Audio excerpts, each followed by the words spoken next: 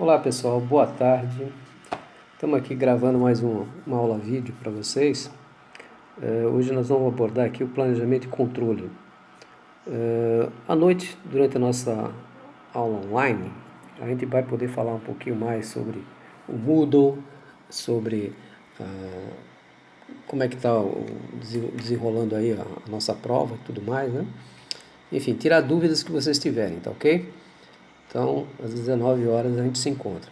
Então, vamos conversar aqui sobre planejamento e controle, né? Como eu disse para vocês, planejamento e controle é uma atividade que toda área gerencial tem que desenvolver, né? Planejamento é fundamental para qualquer administrador, né?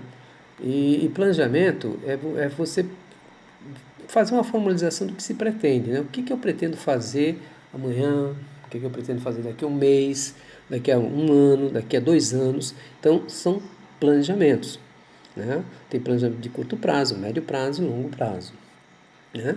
E todo planejamento não garante que o evento realmente ocorra, né? Você planeja, mas se vai realmente acontecer ou não, só quando chegar na data.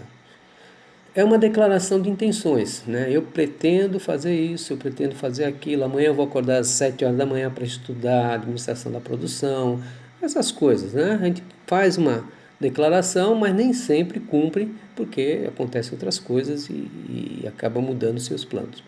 São baseados em expectativas relativas ao futuro. Então, numa indústria, a empresa ela planeja, olha, a partir de 2021 nós vamos aumentar a capacidade de produção de 10 para 15 mil toneladas ano. Pronto, ela fez um planejamento, né? Ela vai ter o ano 2020 todo para se preparar para que isso aconteça em 2021. É um conjunto de intenções, né, para o que deveria ocorrer. Então, eu vou planejar, eu vou dizer o que eu quero, quais são as metas e toda a equipe vai estar sinalizada, né, para onde a gente deve ir, qual é o norte da organização. Então, o planejamento ele serve para orientar para onde nós devemos ir. O controle já é o processo de lidar com as variações nos planos. Então, eu planejei, mas nem sempre acontece como planejado. Então, aí que entra o controle. Quanto mais eficaz for o controle, menos desvios nós vamos ter no planejamento.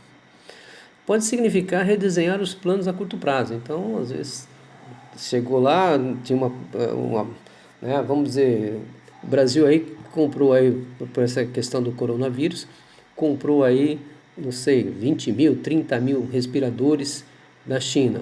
Como está atrasando a entrega dos respiradores, o que está fazendo? Já a indústria nacional já está tentando desenvolver, tentando acompanhar, quer dizer, já partiram para um plano B, porque viram que a China não vai entregar os respiradores no prazo desejado. Então está tomando uma outra atitude, né? Está tendo um controle aí da questão respirador e outras medidas estão sendo tomadas, né? Então está se redesenhando o plano, né? O plano a curto prazo com referência aos respiradores no caso do coronavírus. Na indústria é a mesma coisa. Eu tenho lá uma produção que deve ser feita durante o mês e quando chega lá na metade do mês que o gerente faz a análise, verifica como é que está a sua produção, a capacidade de produção versus o que foi produzido, ele vai tomar algumas medidas, ou vai aumentar o turno, vai dar uma manutenção numa máquina, enfim, ele vai ter que fazer alguma coisa para que se cumpra o planejado ou chegue bem próximo do que foi planejado. Isso tudo que se chama fazer uma intervenção na operação, né? Então, o que é fazer uma intervenção? É um conjunto de ações que visam redirecionar o plano, né? Colocar o que está acontecendo dentro daquilo que foi planejado, né? E para isso você tem que ter um monitoramento, né? O que realmente acontece e fazer eventuais mudanças necessárias. No caso do coronavírus, vocês estão vendo aí, todo dia tem uma entrevista aí com o pessoal que está coordenando lá em Brasília. Os caras sentam na mesa, dizem como é que está o andamento, qual a expectativa, como é que está todos os casos, mostra os pontos que estão mais críticos, que estão menos críticos, quais são as ações que têm que ser tomadas para que você consiga se manter dentro do plano que foi planejado, né? Que foi o mínimo possível de casos de coronavírus. Bom, a parte de planejamento e controle de capacidade agora. Vamos falar um pouquinho de capacidade. Tá? É a tarefa de determinar a capacidade efetiva da operação produtiva de forma que ela possa responder à demanda. Né? Vamos manter o exemplo do coronavírus que está na moda. Né? Com essa pandemia, o pessoal ficou claro para todo mundo que a capacidade dos hospitais estava muito abaixo da necessidade para atender essa pandemia. Então, o que o pessoal fez? Montou-se novos hospitais, né? Esses hospitais de emergências, né? O Exército foi lá e levantou aqueles hospitais para atender, criar uma capacidade maior de leitos, né? Se disparou a compra de vários equipamentos respiradores, porque também verificou-se que não tinha equipamento suficiente para atender, né? Para colocar nesses novos hospitais e nem para repor os que estavam quebrados. Fez uma lista de todo mundo que é formado nessa área de biomédicas, para que se tenha um cadastro aí, que se precisar vai chamar as pessoas para fazer parte do time de atendimento, né? Então, está tomando medidas para aumentar a capacidade efetiva de atendimento ao coronavírus, né? Na indústria não é diferente, né? A indústria ela faz isso sempre, né? Ela verifica qual é a sua capacidade, qual é a sua demanda e sempre vai trabalhar para manter a capacidade pelo menos 20% acima da demanda. Então, toda indústria que se preze, ela nunca vai deixar chegar a sua capacidade e ficar 100% da demanda, né? Porque aí ela vai, qualquer problema que ela tenha, ela não tem espaço para corrigir, né? Bom, então nós vamos ver aqui um pouquinho o planejamento, né? De capacidade. Então, como é que a gente planeja essas capacidades nas indústrias, né? Planejar as necessidades futuras da capacidade produtiva da organização. Então, normalmente, todo ano, os gerentes, diretores se reúnem e vão fazer o que se chama de CAPEX, uma reunião de CAPEX, onde eles vão estudar a necessidade de novos equipamentos para a planta, né? Nessa reunião de CAPEX, onde eles analisam a demanda, o pessoal de marketing faz a apresentação do que eles levantaram durante o ano todo, né? Quais são as expectativas de mercado, quais são as concorrências que estão entrando, enfim, dá uma geral mostrando aí o que está acontecendo no mercado daquele produto, e ali eles vão tomar a decisão do que vão fazer dali para frente, né? Então, normalmente o CAPEX você faz para 1 ano, 2 anos, 3 anos, mas realmente o mais efetivo é para o próximo ano, né? Então, 2020, o pessoal vai se reunir para planejar como é que vai ser 2021.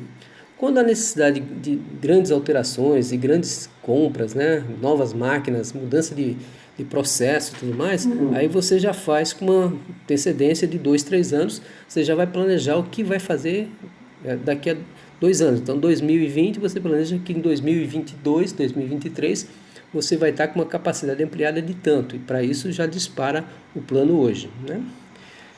Então, planejar necessidades futuras de capacidade, planejar os materiais comprados, né? Planejar os níveis adequados de estoque de matérias-primas, semi-acabados e produtos finais nos pontos certos. Então, dentro da organização, dentro da planta, você vai ter sempre 3 níveis de estoques. De matéria-prima, o semi-acabado, que é o produto que está em montagem, em fabricação, e o produto final, que é aquele que já está pronto para ser embarcado para o cliente, né? Então eu tenho que ver quanto que eu tenho que ter em cada ponto desse para manter a planta atendendo todas as necessidades. Programar atividades de produção para garantir que os recursos produtivos envolvidos estejam sendo utilizados em cada momento nas atividades certas e prioritárias. Então também você tem que ter uma programação de operação para que os recursos nem sobrem e nem faltem, né? Sejam o necessário para manter aquele ritmo de produção. Veja o caso do coronavírus novamente, né? Esses hospitais de campanha, né, que foram construídos, estão sendo necessário trazer médicos, né? Trazer médicos para médicos, não é só médico, enfermeiros, fisioterapeutas, né? Técnicos de enfermagem, todo esse pessoal que não estava previsto. Então eles estão contratando gente, estão criando listas, estão permitindo que pessoal do quinto, sexto ano de medicina participe também do projeto, enfim, estão buscando acertar o time para poder desenvolver as atividades. Então, no planejamento, né, ser capaz de saber e de informar corretamente a respeito da situação corrente dos recursos. É aquilo que eu falei para vocês. Com aquelas reuniões diárias que o pessoal está fazendo, né, aqui no caso do coronavírus, eles estão mantendo todo mundo informado da situação corrente, dos recursos.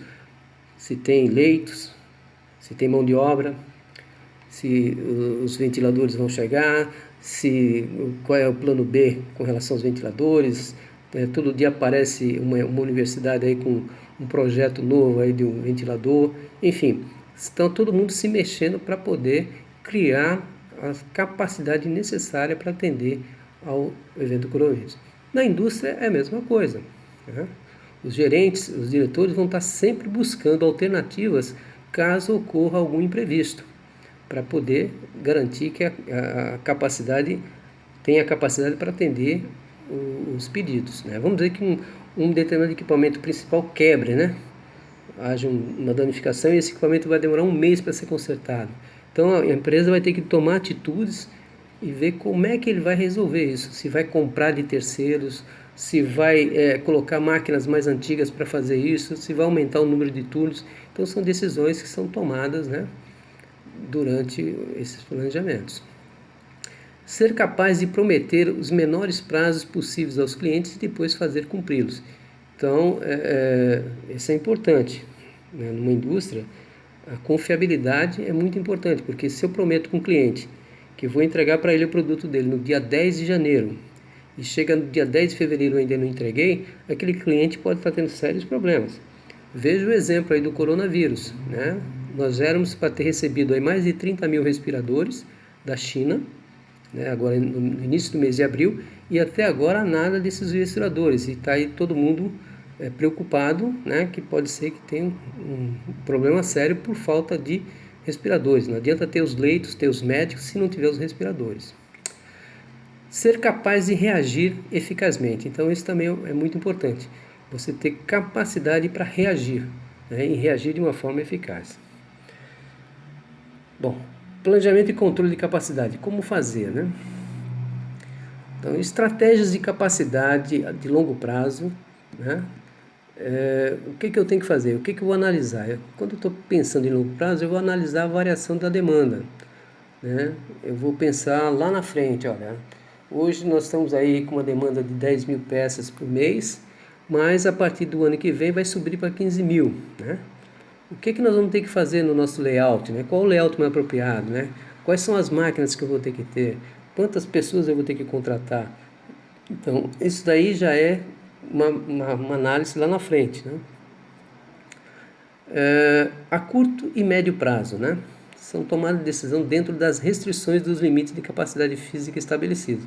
Então, eu já estou no ano, nós começamos aí com uma capacidade de 12 mil toneladas, só que logo no primeiro trimestre houve um problema de manutenção e uma das máquinas prioridade deu um problema e ela está trabalhando só 50% da sua capacidade. Então eu tenho que tomar uma decisão, o que eu vou ter que fazer, quais são as estratégias que eu vou desenvolver para que chegar no final do ano eu consiga atender todos os meus clientes. Então são tomadas decisões dentro de restrições, né, dos limites da capacidade física, que tem que ser tomada, né? Médio prazo normalmente se considera de 2 a 18 meses. Avaliação da demanda futura com relação à variação do volume de produção, né? Então, normalmente você faz uma avaliação da demanda nesse período para ver, né? Esse mês aqui, esse ano nós estamos produzindo aí 10 mil toneladas, provavelmente o mercado vai subir e vai subir para 12 mil.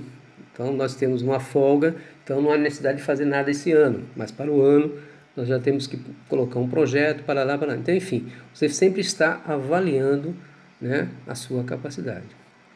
Com relação a curto prazo, né, são decisões tomadas ali em cima da perna, né, em cima da hora ali, né, o cara está trabalhando no turno, acontece um imprevisto, faltou alguém, o ônibus atrasou, o gerente tem que tomar decisões de manter, segurar o pessoal, enfim, de programar um novo turno, enfim, são decisões que são tomadas ali naquele momento, né? E você tem que ter uma certa flexibilização para fazer isso, né?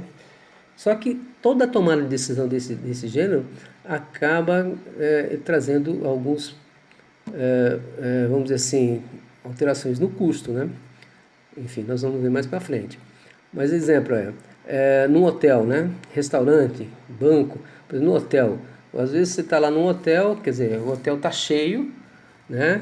E por acaso o pessoal chega uma turma para fazer um jantar lá que estava fora do que o hotel estava esperando. O hotel não vai dizer para o pessoal não entre para jantar. Ele vai ter que tomar uma atitude, buscar nos seus fornecedores o que precisar de comida para trazer para o hotel, para a cozinha do hotel, para preparar aquele jantar para o pessoal, né? A caixa do banco na hora do almoço também tem que ter alguém lá para substituir, não pode simplesmente o caixa vai almoçar e não fica ninguém no caixa, né? Parque temático em dia ensolarado, um sol de rachar e não tem ninguém lá atendendo, quer dizer, o gerente vai ter que tomar uma providência, aumentar o número de pessoas, abrir o caixa, tomar atitudes para poder facilitar a operação dele, né? Bom, outras etapas aí de planejamento e controle, né? Os gerentes de produção se deparam com uma previsão de demanda que tem pouca probabilidade de ser correta ou constante, né? Os gerentes também terão alguma ideia de sua própria habilidade para atender essa demanda. Antes de tomar qualquer decisão, devem ter uma ideia quantitativa tanto da capacidade quanto da demanda. Enfim, o gerente tem que ser uma pessoa que tenha uma visão do negócio, né?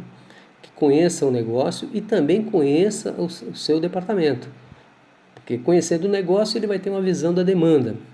E conhecendo o seu departamento, ele vai ter uma visão da sua capacidade, o que ele tem que fazer para atender aquela demanda. Ok? Bom, eu vou dar uma paradinha aqui agora, por causa do tempo, e depois a gente volta com o segundo